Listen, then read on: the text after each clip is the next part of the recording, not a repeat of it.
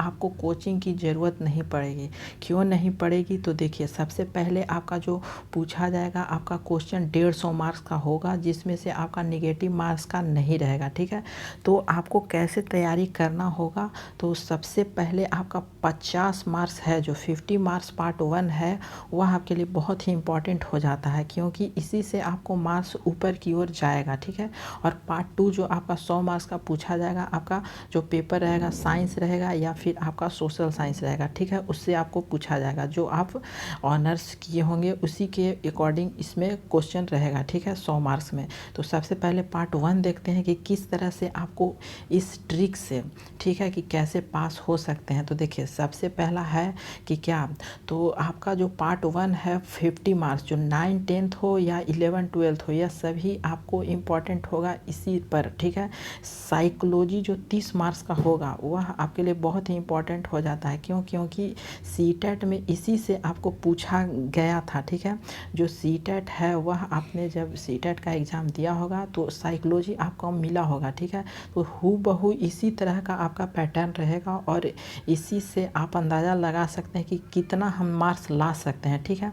तो देखिए, तो सीटेट में आप 30 में से कितना भी कम से कम, तो आपको 25 मार्क्स आता होगा, या आप इससे ज़्यादा भी लेके आ रहे होंगे, ठीक है। तो समझ सकते हैं कि आपका 25 मार्क्स कितना भी अगर कम रहेगा तो आपका 23 मार्क्स या 24 मार्क्स आपका ज़रूर ही आ जाएगा, ठीक है। तो सीटेट के लिए आपको इसमें कोई अलग से तैयारी नहीं करना होगा। सीटेट ने आपने फॉर्म तो ज़रूर अप्लाई किया होगा, उसी के बेस पर यह साइकोलॉजी आता है, ठीक है। तो आप प्रीवियस पेपर आप लेके देखिए कि किस तरह से क्वेश्चन पूछा जाता है, ठीक है। तो आपको प्रीवियस पेपर आपका साइकोलॉजी का जो 50 मार्क्स का आता है, वह आप लेकर रखिएगा, ठीक है। इससे आपको मिला लीजिएगा कि क्या हम यहाँ पे और भी नंबर ला सकते हैं, ठीक है। अब देखिए, अगला है क्या कि मैथ और रीजनिंग, ठीक है। मैथ है, रीजनिंग है, जीके है, और जीके इन्वायरमेंटल साइंस है, यह आपका 20 मार्क्स का पूछा जाता है। मीन्स 5-5 मार्क्स आप सभी से यह एडजस्ट कर लीजिए, 5 मार्क्स आप सभी से आ सकता है। मीन्स मैथ से 5 नंबर, और रीजनिंग से 5, और जीके में 5, और इन्वायरमेंटल साइंस में 5, मीन्स टोटल मिला के 20 मार्क्स का आपका पूछा जाता है, जिसमें से आपको नेगेटिव मार्क्स तो लाना नहीं है।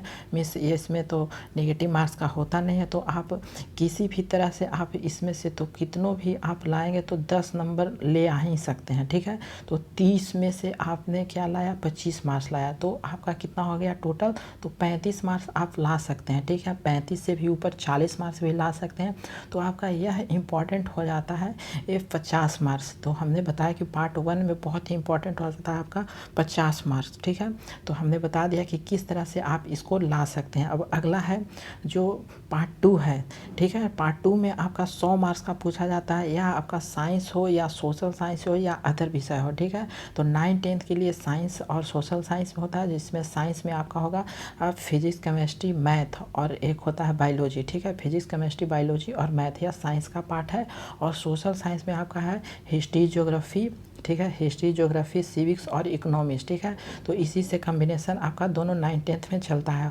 और जो 11 12th होता है वह आपका स्पेशल होता है, जिसमें से आपको या फिजिक्स के किए होंगे पीजी, या फिर आप किसी भी अदर विषय से, हिंदी होगा या फिर आपका ज्योग्राफी होगा, हिस्ट्री होगा, किसी से यह 100 मार्क्स का पूछा जाता है अलग से, ठीक है। तो हम बता रहे हैं अभी 9 10th का। तो साइंस में आपका इसी तरह से तैयारी करना होगा, जो आपने अभी तैयारी कर रहे होंगे, ठीक है। जो आपने फॉर्म भरे होंगे किनका, तो जो बीपीएससी का, ठीक है। बीपीएससी अभी आप एग्ज़ाम दे रहे होंगे, तो उसमें से आप डिटेल में पढ़े होंगे, वह साइंस हो या फिर सोशल साइंस हो, किसी भी आप विषय को डिटेल में पढ़ेंगे और वही सब आपका आएगा। और आपका जो एस्टेट का बुक होता है, ठीक है, जो एस्टेट में आपका बुक चलता है, उसको भी आप इम्पॉर्टेंट मान के चलिए, क्योंकि आपका एस्टेट में आपका जो बुक चलता है बिहार एस्टेट से, उसी से आपका ज़्यादा प्रश्न इसी से रहता है, ठीक है। तो एस्टेट के बुक आप पढ़ना ना भूलें, ठीक है।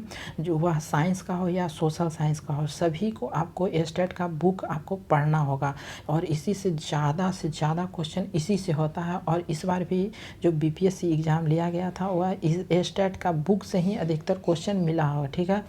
और तो देखिए, तो पार्ट 2 में हमने क्या देखा, तो देखिए यहाँ पे हमने 100 मार्क्स को देख लिया कि किस तरह से आपको पूछा जाएगा। और सबसे जो इम्पोर्टेंट है वह आपके लिए होता है प्रीवियस पेपर। तो प्रीवियस पेपर में जिस तरह से पूछा जाता है प्रीवियस पेपर, उस तरह से आप प्रैक्टिस कीजिए कि क्या क्या क्वेश्चन कहाँ कहाँ से दिया गया है, ठीक है। तो आपको एक तो लेना होगा बुक, कौन सा, तो स्टेट का बुक ले लीजिएगा, और एनसीईआरटी का भी हो सके तो आप ले लीजिएगा। इससे आपको बहुत ही नॉलेज बढ़ जाएगा कि स्टेट में क्या आपका क्वेश्चन है और एनसीईआरटी बुक में क्या क्वेश्चन है, ठीक है। और एक बुक आपको लेना है प्रीवियस पेपर, ठीक है। प्रीवियस पेपर में उससे पता चल जाएगा कि किस तरह से क्वेश्चन आ रहा है और कैसे पैटर्न क्वेश्चन पूछा जा रहा है और किस तरह से आगे भी पूछा जाएगा, ठीक है। तो सेम हूबहू उसी तरह तो नहीं रहता है, लेकिन पैटर्न उसी पर रहता है, लेकिन कुछ डीपली रहता है तो कुछ आसान भी क्वेश्चन रहता है, ठीक है। और